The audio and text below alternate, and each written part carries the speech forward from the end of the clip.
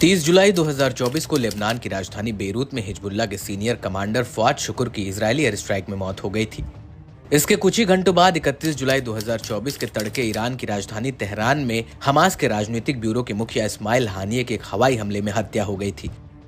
Hamas, Hezbollah और Iran के लिए ऐसे झटके थे जिन्हें वो कभी भुला नहीं पाएंगे। इन तीनों ने शायद कभी अंदाजा भी नहीं लगाया होगा कि इजरायल एक ही झटके में उसके 2 कद्दावर लोगों को ठिकाने लगा देगा। और इसके ठीक बाद इजरायली मीडिया ने एक ऐसा दावा किया जिससे ईरान, लेबनान और हमास में खलबली मच गई।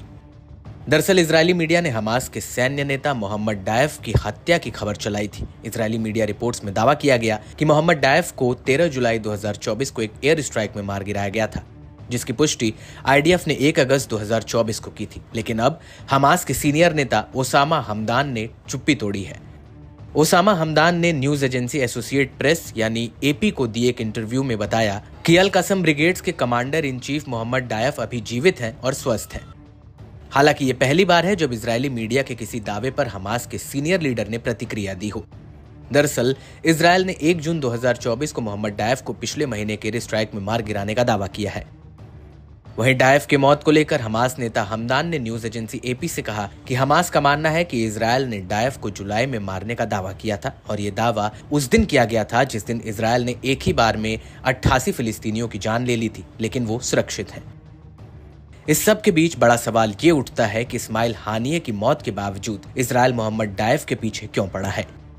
तो आपको बता दें कि मोहम्मद डायफ 1990 के दशक में अल कासिम ब्रिगेड्स के संस्थापकों में से एक है और डायफ की अगुवाई में 20 साल से ज्यादा से अल कासिम ब्रिगेड्स गाजा में जिंदा है। यही वजह है कि इजरायल के रडार पर मोहम्मद डायफ और हमास के नए मुखिया याह्या सिनवार काफी पहले से हैं। दरअसल आईडीएफ का कहना है कि इजरायल पर 7 अक्टूबर 2023 के हमले के पीछे मोहम्मद डायफ और याह्या सिनवार मास्टरमाइंड थे।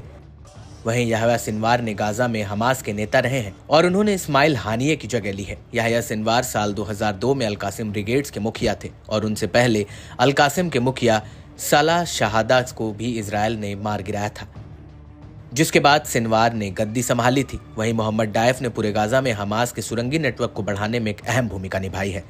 और अब जब इजरायली सेना गाजा में हमास का सफाया करने में लगी हुई है तो यही सुरंगें हमास की सबसे बड़ी ढाल बन गई हैं। और तो और हमास के लड़ाकों ने इन्हीं सुरंगों में इजरायली बंधकों को छिपा कर रखा हुआ है।